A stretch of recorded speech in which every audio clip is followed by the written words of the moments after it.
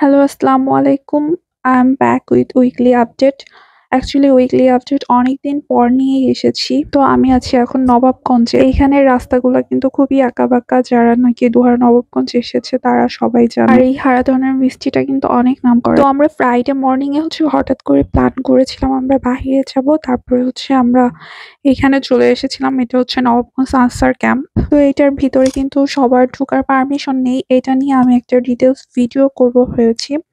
তো এটার ভিডিওটা আমি নেক্সট ভিডিওতে দিব ইনশাল্লাহ। জাস্ট আমরা এখানে কিছুক্ষণ ছিলাম। এখানে কিন্তু লাইভ করার কোনো নিয়ম ছিল না, বাট আমি কিভাবে করেছি ওটাই আমি আমার নেক্সট ভিডিওতে জানাবো। অ্যান্ড দেন আমরা চলে আসি নবাবগঞ্জ শহীদ মিনারে। এখানে আমরা এই চিকেন তন্দুরিটা খাই মাত্র 90 টাকা। দেন রাতের বেলা এরকম পিঠার আয়োজন হচ্ছিল। আর গ্রাম মানেই বিভিন্ন স্বাদের পিঠা।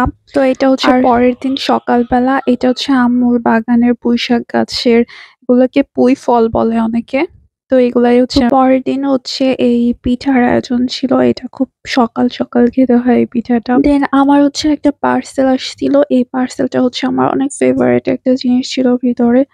তো এটার ভিডিও আমি করব করে আর করা হচ্ছিল না। তো এটার ডিটেলস তো আমি সামনে ভিডিওতে দিয়ে দিব। অনেকেই গ্রাম পছন্দ করে, বাট শীতের মধ্যে অনেকেই কিন্তু ভয় পায় গ্রামে আসতে। বাট এখন কিন্তু খুব বেশি শীত নেই। বাট কন্টিনিউয়াসলি যদি ঢাকা থাকা হয় তখন কিন্তু গ্রামে শীতের মধ্যে হালকা শীতেই অনেকে। তো এটাই ছিল আজকে আমার ভিডিও। সবাই দোয়া করবেন আমাদের জন্য এবং সবাই সবার জন্য দোয়া করবেন যাতে সবাই সামনের দিনগুলো অনেক বেশি ভালো কাটে। অ্যান্ড টুডে আল্লাহ হাফেজ, টাটা, বাই বাই।